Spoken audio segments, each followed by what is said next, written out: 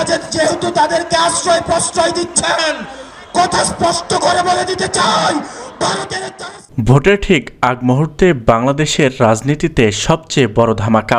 অবিশ্বাস্য মনে হলেও এটি এখন top of the country. NCP নেতা ও জুলাই বিপ্লবের নায়ক হাসনাত আবদুল্লাহ কি তবে শেষ পর্যন্ত ধানের শীর্ষের সাথী হলেন? সূত্র বলছে, জাইমা রহমানের একটিমাত্র ফোনেই বরফ গলছে। হাসনাত আবদুল্লাহর মতো লড়াকু নেতাকে বিএনপিতে ফেরাতে জাইমা রহমান ঠিক কী কথা দিয়েছিল?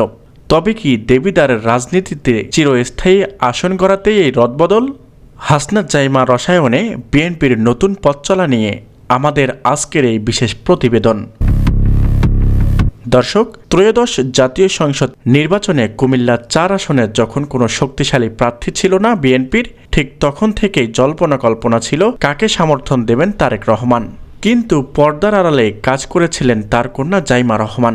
গুঞ্জন উঠেছে জাইমা রহমান সরাসরি হাসনাত আবদুল্লাহর সাথে যোগাযোগ করেন।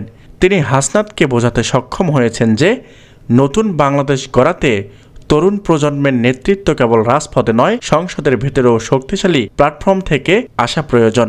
হাসনাত আবদুল্লাহ, যিনি এতদিন এনসিপি এবং 10 দলীয় জোটের হয়ে লড়ার প্রস্তুতি নিচ্ছিলেন, ঠিক তখনই জাইমা রহমানের দূরদর্শী প্রস্তাব এবং তরুণ নেতৃত্বের আহ্বানে সাড়া দিয়ে তিনি বিএনপিতে যোগ দেওয়ার সিদ্ধান্ত নিয়েছেন বলে বিভিন্ন গণমাধ্যমে খবর চাউর হয়েছে।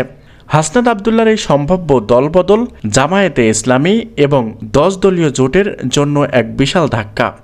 জামায়াত যেখানে নিজেদের প্রার্থী প্রত্যাহার করে হাসনাতকে সমর্থন দিয়েছিল, সেখানে হাসনাতের বিএনপিতে যোগ দেওয়ায় গুঞ্জন জোটের ভিতর ফাটল ধরতে পারে। বিশ্লেষকরা মনে করেছেন, হাসনাত যদি সত্যিই বিএনপিতে যোগ দেন, তবে দেবিদার আসনের তিনি ধানের শীষের প্রতীক নিয়ে লড়বেন নাকি স্বতন্ত্র থেকেই বিএনপির পূর্ণ সমর্থন পাবেন, তা নিয়ে চলছে চুলছেরা বিশ্লেষণ। তবে জাইমা রহমানের এই মাস্টার স্ট্রোক বিএনপি কর্মীদের মাঝে নতুন প্রাণের সঞ্চয় করেছে। তারা এখন হাসনাতকে অন্য দল নয়, বরং নিজেদের ঘরের মানুষ হিসাবে বরণ করতে নিতে মুখিয়ে আছেন। প্রশ্ন উঠেছে, হাসনাত কি তার আদর্শ বিসর্জন দিলেন?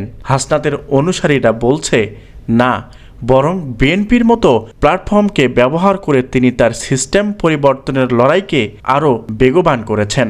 জাইমা রহমান তাকে নিশ্চয়তা দিয়েছেন যে বিএনপিতে তরুণদের বিশেষ অগ্রাধিকার রয়েছে। এই সমঝোতা যদি চূড়ান্ত হয়, তবে হাসনাত আবদুল্লাহ কেবল একজন প্রার্থী নন, বরং আগামীর বাংলাদেশে বিএনপির অন্যতম নীতি নির্ধারক হিসাবে আবির্ভূত হতে পারেন। তারেক রহমানের উত্তরসূরি জাইমা রহমানের এই চাল কি তবে অন্য প্রতিপক্ষকে মাঠ থেকে চিরতরে বিদায় করার প্রাথমিক ধাপ? তো দর্শক, জাইমা রহমানের এক কথায় হাসনাত আবদুল্লাহর এই সিদ্ধান্ত কি আগামীর রাজনীতিতে বড় কোনো পরিবর্তন আনবে?